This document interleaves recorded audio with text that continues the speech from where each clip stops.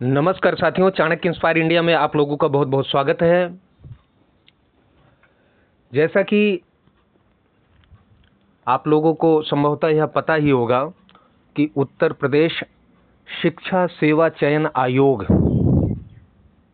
प्रयागराज ने सहायक आचार्य उच्च शिक्षा का पाठ्यक्रम जो है वह चेंज कर दिया है। मतलब नया पाठ्यक्रम बनाकर वेबसाइट पर अपलोड कर दिया है। जल्द ही 2107 सहायक आचार्य मतलब यूपीएचएससी असिस्टेंट प्रोफेसर की एक बम्पर वैकेंसी आप सबके लिए आने वाली है, तो बिल्कुल भी विलंब मत करना, अपनी तैयारी में लगे रहिए। और जो कि सूचना मिल रही है समाचार पत्रों के माध्यम से या अन्य लोगों के माध्यम से जो सूचनाएं मिल रही हैं अन्य सूत्रों के द्वारा, वह सूचना यही है कि दिसंबर तक परीक्षा जो है फाइनल कर दी जाएगी। अब बहुत लेट होगा तो मान लीजिए जनवरी, इससे पीछे नहीं जाने, क्योंकि फरवरी या मार्च तक जो है वहां पर इलेक्शन होने वाला है, तो उससे पहले ये सारी प्रक्रियाएं हो जाएंगी। ठीक है, तो चूंकि परीक्षा के पैटर्न में भी एक परिवर्तन किया गया है। पहले आप देखते थे कि 70 क्वेश्चन जो है वो आपके विषय से आते थे और 30 क्वेश्चन जीएस से। इस बार कर दिया गया है कि 90 क्वेश्चन आपके विषय से होंगे और 30 क्वेश्चन जो है वह जीएस से होंगे। ठीक है, जीएस का भी मैं सिलेबस आज या कल भर में आपको दे दूंगा। ठीक है, और एक नई और चीज क्या की गई है, वो नई चीज यह है कि जैसे पहले एक प्रश्न 2 अंकों का होता था, इस बार एक प्रश्न 3 अंकों का होगा, तो टोटल 360 अंकों का यह प्रश्न होगा। ठीक है, मतलब टोटल यदि पूर्णांक कहा जाए तो 360 अंकों का पूर्णांक होगा। 120 क्वेश्चन, 360 अंक, प्रत्येक क्वेश्चन 3 अंक। और एक जो महत्वपूर्ण और परिवर्तन हुआ है वह है नेगेटिव मार्किंग। ठीक है ना, नेगेटिव मार्किंग इस बार है। तो अब तक जो लोग तुक्का मारकर जो है अपने भाग्य के भरोसे आगे बढ़ते थे, अब उनके लिए परेशानी होने वाली है। और ऐसा नहीं है कि असिस्टेंट प्रोफेसर की ही परीक्षा में नेगेटिव मार्किंग की गई है, बल्कि ये आयोग द्वारा जो टीजीटी पीजीटी की परीक्षा अब होगी उसमें भी नेगेटिव मार्किंग का प्रावधान कर दिया गया है। ये महत्वपूर्ण बदलाव थे। आइए हम लोग देखते हैं यहाँ पर। ठीक है, ये देखिए पाठ्यक्रम की एक रूपरेखा एक नजर में देख लेते हैं। सबसे पहले देखिए वैदिक साहित्य है, सामान्य परिचय, फिर वैदिक साहित्य का विशिष्ट अध्ययन, फिर है तीसरी इकाई में दर्शन साहित्य सामान्य परिचय, चतुर्थ इकाई में है दर्शन साहित्य का विशिष्ट अध्ययन, पांचवें में व्याकरण एवं भाषा विज्ञान, छठे में है व्याकरण का विशिष्ट अध्ययन, सातवीं इकाई में है साहित्य काव्यशास्त्र एवं छंद परिचय, आठवें में है साहित्य का विशिष्ट अध्ययन, नौवीं इकाई में है पुराण इतिहास धर्मशास्त्र एवं अभिलेख शास्त्र, 10वीं और अंतिम इकाई में है ग्रंथों का विशिष्ट अध्ययन लिपि एवं अभिलेख। देखिए आपको परेशानी या घबराने की जरूरत नहीं है।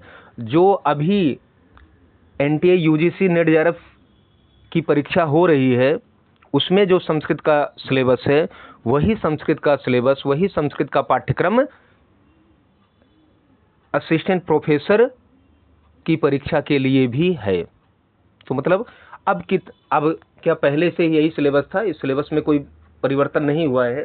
ठीक है ना, अन्य विषयों के सिलेबस में परिवर्तन किया गया है, परंतु संस्कृत विषय के सिलेबस में कोई परिवर्तन नहीं है, क्योंकि यह पूर्व में एक परिवर्तन के रूप में सामने आया हुआ था। ठीक है, तो आपके लिए सबसे कह लीजिए कि फेवरेबल जो है, आप सबके लिए जो सबसे अच्छा है वह यह है कि जो नेट जेआरएफ की तैयारी कर रहे हैं उनकी तैयारी स्वतः ही असिस्टेंट प्रोफेसर की होती जा रही है। ठीक है, आइए आगे बढ़ते हैं। आइए पहली इकाई में देखिए वैदिक साहित्य। तो वैदिक साहित्य में देख सकते हैं वेदों का काल मैक्स मूलर। अब वेदों के काल में क्या क्या आपको पढ़ना है, तो मैक्स मूलर, ए वेबर, जैकोबी, बाल गंगाधर तिलक, एम विंटरनिट्ज, भारतीय परंपरागत विचार, ये हैं। फिर अगला है संहिता साहित्य। संहिता साहित्य मतलब चारों वेद का एक सामान्य परिचय आपको पढ़ना है, ऋग्वेद, यजुर्वेद और सामवेद, अथर्ववेद, मतलब उसको ऋग्वेद संहिता कहते हैं, यजुर्वेद संहिता, इस तरीके से। तो संहिता साहित्य आपको पढ़ना है, ठीक है। आगे देखेंगे तो संवाद सूक्त है, पुरूरवा, उर्वशी, यम यमी, शर्मापणि, विश्वामित्र, नदी, ये चार आपको संवाद सूक्त पढ़ने हैं। फिर ब्राह्मण साहित्य हो गया, आरण्यक साहित्य हो गया, वेदांग साहित्य हो गया। वेदांग साहित्य में शिक्षा, कल्प, व्याकरण, निरुक्त, छंद और ज्योतिष, ये विषय आपको यहाँ पर पढ़ने हैं, ये देख सकते हैं आप, ठीक है। आगे बढ़ते हैं।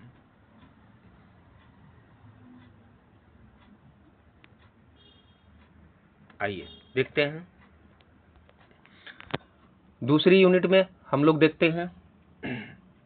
अब वहां पर जो सामान्य परिचय पहली इकाई में पढ़ना था, वो यहाँ पर विशेष पढ़ना, मतलब उसका विशिष्ट अध्ययन करना, उसकी गहराई से अध्ययन करना है। वहाँ एक सामान्य परिचयात्मक अध्ययन हमको करना था। तो वैदिक साहित्य का विशिष्ट अध्ययन, इसमें निम्नलिखित सूक्तों का अध्ययन करना है।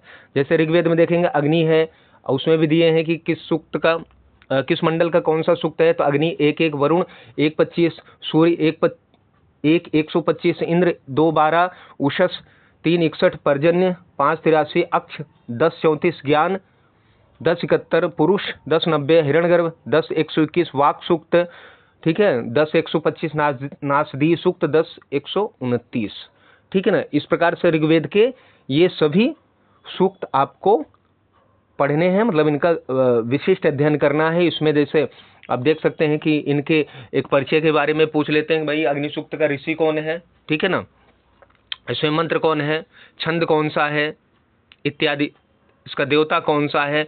उसके बाद आप सूक्त की संख्या पूछ लेते हैं, ठीक है। साथ साथ आप देखिए मंत्रांश पूछ लेते हैं कि भाई किस सूक्त का है यह मंत्र जो दिया गया है, मंत्रांश। इसके साथ साथ व्याकरणात्मक टिप्पणियां भी पूछी जाती हैं, और जो महत्वपूर्ण प्रश्नों कि पूछने में जो बदलाव देखने को मिल रहा है, उसमें देखेंगे कि कोई एक शब्द होगा, कोई एक पद होगा, ठीक है, जिसका अर्थ जो है विभिन्न आचार्यों, जिन भाष्यकारों के अनुसार उसका पूछने लगते हैं। तो इस गहराई से आपको अध्ययन करने की आवश्यकता है। शुक्ल यजुर्वेद में देखेंगे तो शिव संकल्प सूक्त है 34वां अध्याय और 1 से 6। प्रजापति अध्याय इसका दूसरा सूक्त जो है वो 23 और 1 से 5, ठीक है ना। फिर अथर्ववेद में आएंगे तो राष्ट्राभिवर्धन सूक्त है, ठीक है ना, राष्ट्राभिवर्धन सूक्त है 1-29, काल सूक्त है 10-53 और पृथ्वी सूक्त है 12-1, 12वें कांड का पहला सूक्त। तो इस प्रकार से ये 3 यहाँ पढ़ने हैं। और अग्नि ऋग्वेद में देखेंगे तो 1, 2, 3, 4, 5, 6, 7, 8, 9, 10, 11, 12 आपको पढ़ने हैं ऋग्वेद में 12 सूक्त, और 2 सूक्त शुक्ल यजुर्वेद में भी सिर्फ शुक्ल यजुर्वेद के, अथर्ववेद में 3। तो 12, 2, 14 और 3, 17 सूक्त पढ़ने। फिर ब्राह्मण साहित्य में देखेंगे आकर, तो ब्राह्मण साहित्य में यहाँ देखिए, ब्राह्मण साहित्य में आपको उसका प्रतिपाद्य विषय है, विधि एवं उसके प्रकार कितने हैं। फिर यज्ञों के बारे में है तो अग्निहोत्र, अग्निष्टोम, दर्श, पूर्णमास यज्ञ, पंचमहायज्ञ, आख्यान जो है शुनहसेप और वांगमनस आख्यान है, इसके बारे में अध्ययन करना है। फिर उपनिषद साहित्य में आएंगे तो निम्नलिखित उपनिषदों की विषय वस्तु तथा प्रमुख अवधारणाओं का अध्ययन। ईश है, कठ है, केन है, बृहदारण्यक है, ठीक है, और तैत्तिरीय है, श्वेताश्वतर उपनिषद है। तो ये 6 उपनिषद आपको पढ़ने हैं। फिर वैदिक व्याकरण आप देखेंगे, ठीक है ना, ये आपके उपनिषद हो गए। आइए फिर इसी में इसी दूसरी इकाई में ही देखेंगे तो वैदिक व्याकरण है,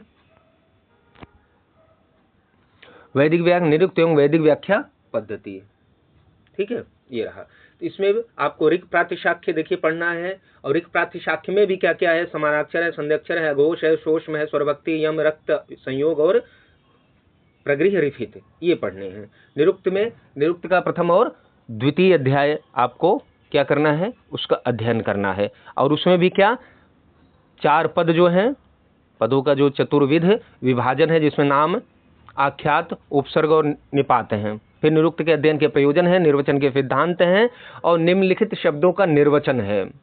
ठीक है ना, ये देखिए ये शब्द दिए गए हैं, ये इनके निर्वचन है। जैसे आचार्य हो गया, वीर हो गया, हृदय हो गया, गो, समुद्र, वृत्र, आदित्य, उषस, मेघ, वाक, उदक, नदी, अश्व, अग्नि, जातवेदश, वैश्वानर, निघंटु। फिर है वैदिक स्वर, वैदिक व्याकरण से वैदिक स्वर में जाएंगे, उदात्त, अनुदात्त, स्वरित और वैदिक व्याख्या पद्धति, उसमें भी प्राचीन और अर्वाचीन। जैसे आपने यास्क का नाम सुना होगा, ठीक है ना, वेंकट माधव, भट्ट भास्कर इत्यादि जो है बहुत सारे आचार्य हैं अपने, उनके आपने नाम सुने होंगे। तो उनके अनुसार से उव्वट हो गए, तो इन्होंने किन जो है सायण हो गए, किन वेदों की व्याख्या की है, और उनमें से कौन प्राचीन है कौन अर्वाचीन, उनके बारे में विस्तृत आपको अध्ययन करना है। आइए इकाई 3 की तरफ चलते हैं। इकाई 3 में दर्शन साहित्य, वही सामान्य परिचय है कि का देखिए ये 2 भागों में व्यक्त, एक का और खा। पहला का इकाई जो 3 है उसमें सिर्फ का है। तो प्रमुख भारतीय दर्शनों का सामान्य परिचय, जैसे प्रमाण मीमांसा, तत्व मीमांसा, आचार मीमांसा, और कौन कौन से दर्शन है, चारवाक, जैन, बौद्ध, सांख्य, योग, न्याय, वैशेषिक और मीमांसा के संदर्भ में। ठीक है, अगला देखिए इकाई 4। देखिए ये सब दिया, प्रमाण, तत्व, आचार, चारवाक, जैन, बौद्ध, सांख्य, योग, न्याय, वैशेषिक। तो ये प्रमाण, तत्व, प्रमाण मीमांसा, तत्व में आचार मीमांसा किस दर्शन के अनुसार से अध्ययन करना है, तो दिया है चारवाक, जैन, बौद्ध, सांख्य, योग, न्याय, वैशेषिक, मीमांसा। इकाई 4 में देखिए, इसमें देखेंगे तो दर्शन साहित्य का विशिष्ट अध्ययन है। सांकारिका पढ़नी है, किसने लिखा है, ईश्वर कृष्ण ने। तो ईश्वर कृष्ण की सांकारिका है, उसमें भी कौन कौन से टॉपिक पढ़ने हैं, सत्कारवाद, पुरुष स्वरूप, प्रकृति स्वरूप, सृष्टि क्रम, प्रत्यय, सर्ग, कैवल्य। ठीक है, तो ये 6 टॉपिक ही पढ़ने हैं। फिर वेदांत सार आएंगे, सदानंद विरचित जो है वेदांत सार, उसमें भी कौन कौन से टॉपिक पढ़ने हैं, तो वह भी यहाँ पर बहुत स्पष्टता के साथ दिया गया है। अनुमत चतुष्ट है, अज्ञान, अध्यारोप, अपवाद, लिंग शरीरोत्पत्ति, पंचीकरण, विवर्त, महावाक, जीवन मुक्ति। अन्नम भट्ट का और अन्नम भट्ट द्वारा रचित जो तर्क संग्रह है और केशव मिश्र द्वारा जो तर्क भाषा लिखी गई है, दोनों ग्रंथ पढ़ने हैं। दोनों ग्रंथों में किन किन टॉपिक को पढ़ना है, तो उसमें पदार्थ, कारण, प्रमाण और प्रमेय, ये पढ़ने हैं। ठीक है, 4 टॉपिक। फिर लौगाक्ष भास्कर का अर्थ संग्रह पढ़ना है, पूरा अर्थ संग्रह लगा हुआ है। फिर योग सूत्र आपके सिलेबस में है, पतंजलि कृत। उस व्यास भाष्य जो है उसमें भी चित्त भूमियाँ, चित्त वृत्तियाँ, ईश्वर का स्वरूप, योगांग, समाधि, कैवल्य, ये पढ़ना है। बादरायण का ब्रह्मसूत्र का प्रथम कांड का प्रथम ही लगा है शांकर भाष्य के अनुसार, और विश्वनाथ पंचानंद की न्याय सिद्धांत मुक्तावली का अनुमान खंड पढ़ना है। सर्वदर्शन संग्रह में जैन मत और बौद्ध मत पढ़ना है। आइए इकाई 5 देखते हैं, व्याकरण एवं भाषा विज्ञान। आइए व्याकरण और भाषा विज्ञान। तो व्याकरण एवं भाषा विज्ञान में देखेंगे तो आपको आचार्यों का परिचय है, निम्नलिखित आचार्यों का परिचय, सामान्य परिचय निम्नलिखित आचार्यों का है। उसमें पाणिनि, कात्यायन, पतंजलि, भर्तृहरि, वामन, जयादित्य, भट्टोजी दीक्षित, नागेश भट्ट, जैनेन्द्र, कैयट, शाक्टायन, हेमचंद्र सूर्य, सारस्वत व्याकरण, ये देख सकते हैं, सब है यहाँ, आप आराम से देख सकते हैं। ठीक है,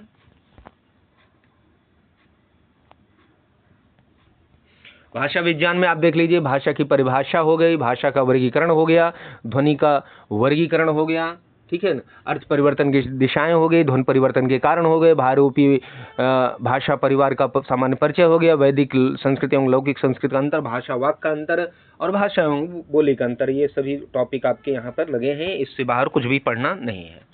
ठीक है, अगले आइए, अगली इकाई है 6ठी, इसमें व्याकरण का विशिष्ट अध्ययन करना है। क्या करना है, विशिष्ट अध्ययन करना है। आइए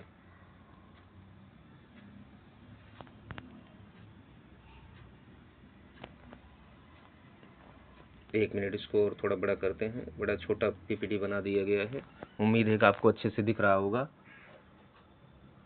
व्याकरण के विशिष्ट अध्ययन में आप देखेंगे तो परिभाषाएं हैं, ठीक है, इसमें परिभाषाएं दी गई हैं। देखिए ये रहा,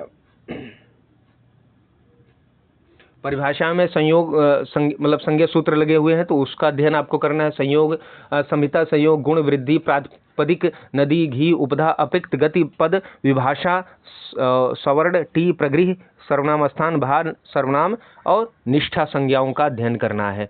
फिर संधि, संधि में अच, हल, विसर्ग, लेकिन यह लघु सिद्धांत कौमुदी के अनुसार संधि पढ़नी है। फिर है सुबंत, सुबंत वही जिसमें शब्द रूप हैं वही, तो उसमें देखेंगे अजंत है, हलंत है, ये पढ़ना है, ठीक है। और सुबंत में भी आप देखेंगे तो राम, सर्व, तीनों लिंगों में, विश्वपा, हरि, सखी, गुरु, पितृ, गौ, रमा, मति, नदी, धेनु, मातृ, ज्ञान, वारि, मधु। फिर हलंत में आपको पढ़ना है लिह, विश्वाह, चतुर, तीनों लिंगों में, फिर इदम, तीनों लिंगों में, किम, तीनों ये सर्वनाम शब्द है, ठीक है ना, तीनों लिंगों में, तत्, तीनों लिंगों में, फिर राजन, मघवन, पथिन, विद्वस, अस्मद, युष्मद, इन सभी के रूप आपको पढ़ने हैं, इनका अध्ययन करना है। फिर समास है लघु सिद्धांत कौमुदी के अनुसार अव्ययीभाव समास, तत्पुरुष, बहुव्रीहि, द्वंद्व, ये चारों समास लघु सिद्धांत कौमुदी के अनुसार पढ़ने। फिर तद्धित में आ जाइए। तद्धित में आपको तद्धित प्रत्यय में आपको अपत्यार्थक एवं मत्वर्थी, ये सिद्धांत कौमुदी के अनुसार से अध्ययन करना है इसका। फिर तिगंत में जाएंगे तो भू, एध, अद, अस, हु, दिव, शु, तुद, तन, क्री, रुध, क्रीय, चुर, इन तिगंत प्रकरण में इन धातुओं का अध्ययन करना है। फिर प्रत्यांत में देखेंगे तो ऋजंत, सन्नंत, यगंत, यंगलुगंत और नाम धातु। कृदंत में चलेंगे तो कृदंत में आपको तव्य, तव्यत प्रत्यय पढ़ना, अनियर प्रत्यय पढ़ना है, यत, न्यत, क्यप, क्षत्रि, शानत, त्वा, कता, कतवतु, तुमुन और नौड़, ये प्रत्यय पढ़ने हैं। फिर स्त्री प्रत्यय लघु सिद्धांत कौमुदी के अनुसार से पढ़ना है। फिर कारक प्रकरण अगला है, ये देखिए कारक प्रकरण है तो यह सिद्धांत कौमुदी के अनुसार, स्त्री प्रत्यय जो है वह लघु सिद्धांत कौमुदी के अनुसार, ठीक है ना, ये सब आपको अध्ययन करने हैं। फिर महाभाष्य आपका आता है, ये टॉपिक है, देखिए शास्त्रीय ग्रंथों में देखेंगे तो महाभाष्य आ गया।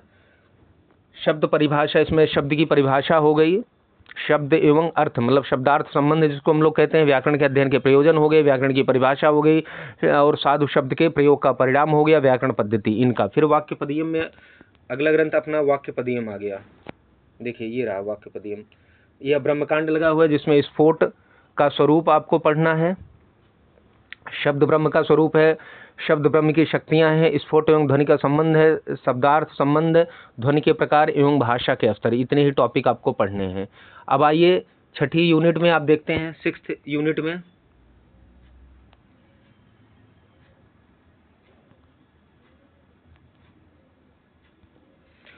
यूनिट में देखेंगे आप तो संस्कृत साहित्य, काव्यशास्त्र एवं छंद परिचय, इसमें निम्नलिखित का सामान्य परिचय करना है। ये आचार्य है आपके, कवि परिचय एवं संप्रदाय इसमें है।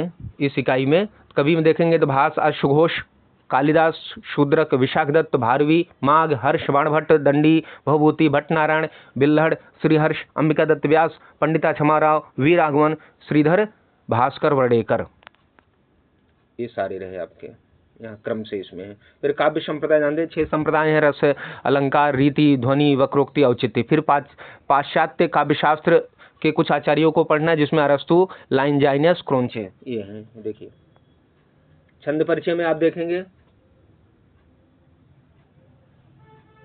छंद का सामान्य इसमें परिचय ही पढ़ना है और वो नीचे विस्तार से दिया गया है। फिर भी जैसे आर्य, अनुष्टुप, इंद्रवज्रा, उपेंद्र वज्रा इत्यादि सारे ये छंद आपको पढ़ने हैं। फिर आइए अगली यूनिट है 8वीं, इसमें साहित्य का विशिष्ट अध्ययन करना है, निम्नलिखित जो ग्रंथ दिए गए हैं उनका विशेष रूप से अध्ययन करना है, ठीक है।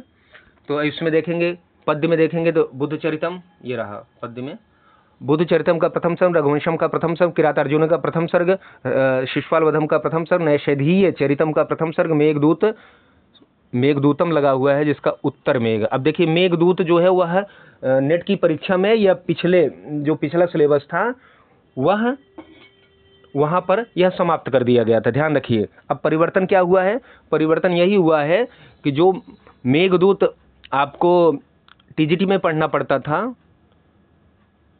या अब उसको पीजीटी में दे दिए हैं। उसके बाद यहाँ पर मेघदूत का जो विषय है, टॉपिक है, इन्होंने यहाँ पर नया इंट्रोड्यूस किया है, तो ये ध्यान रखिएगा, आपका मेघदूत इसमें नया है।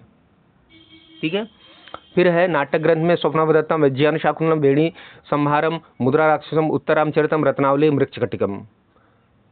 यहाँ पर पिछली बार जो है, या नेट की जो क्या नाम है, नेट की परीक्षा होती है, उसमें थोड़ा कुछ चीज़ें डिफाइन की गई हैं, तो इसमें आपको संपूर्ण ग्रंथ ही पढ़ना है। फिर गद्य में देखेंगे तो दश कुमार चरितम का अष्टम उच्छ्वास है, हर्ष चरितम का पंचम उच्छ्वास है, कादम्बरी का शुकनासोपदेश है। यही शुकनासोपदेश सेम आपको पढ़ना है टीजीटी में। चंपू काव्य में जाएंगे, नल चंपू प्रथम उच्छ्वास पढ़ना है, देखिए। ठीक है, ये देखिए।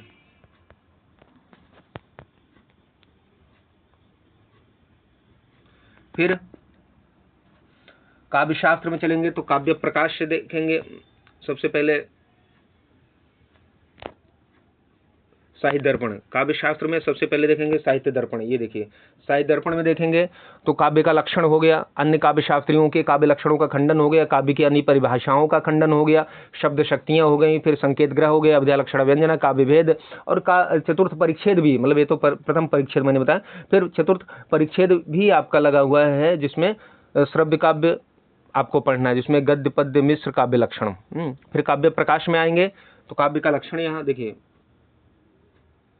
ये रहा काव्य प्रकाश।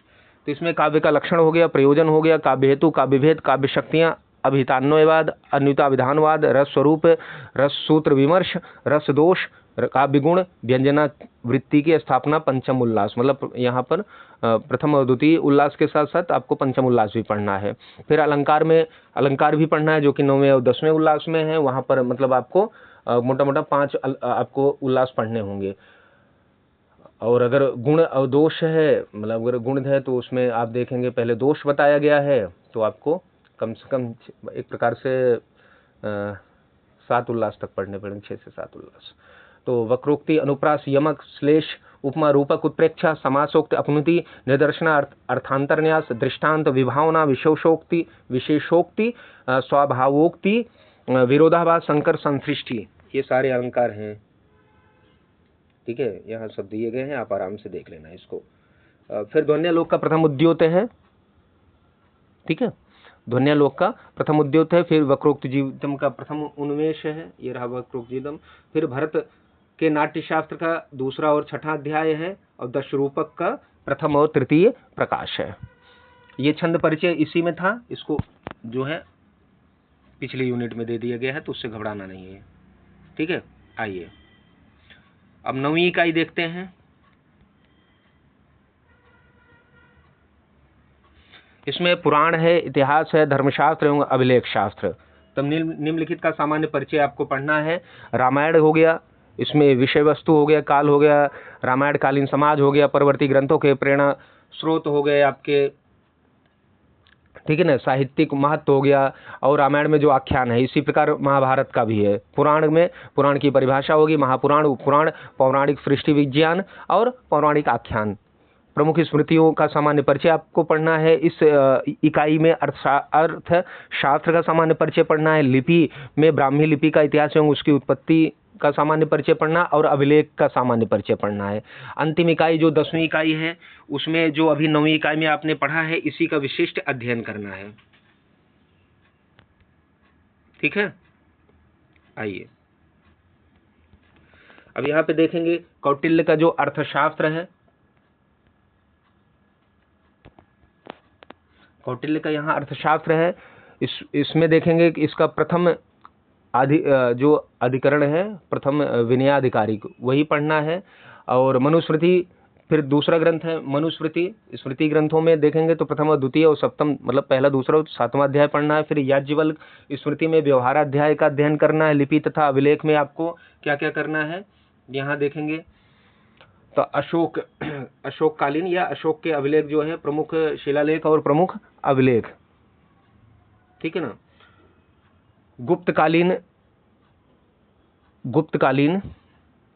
पहले मौर्यकालीन देखिए। मौर्यकालीन में कनिष्क का सारनाथ बौद्ध प्रतिमा लेख, रुद्रदामन का गिरनार शिलालेख, खारवेल का हाथी गुम्फा अभिलेख, इन सब का अध्ययन करना है। गुप्तकालीन, गुप्तोत्तरकालीन देखें समुद्रगुप्त का इलाहाबाद स्तंभ लेख, यशोवर्धन का मंदसौर शिलालेख, हर्ष का बांसखेड़ा ताम्रपट्ट अभिलेख और पुलकेशिन द्वितीय का ऐहोल शिलालेख, इनका अध्ययन करना है।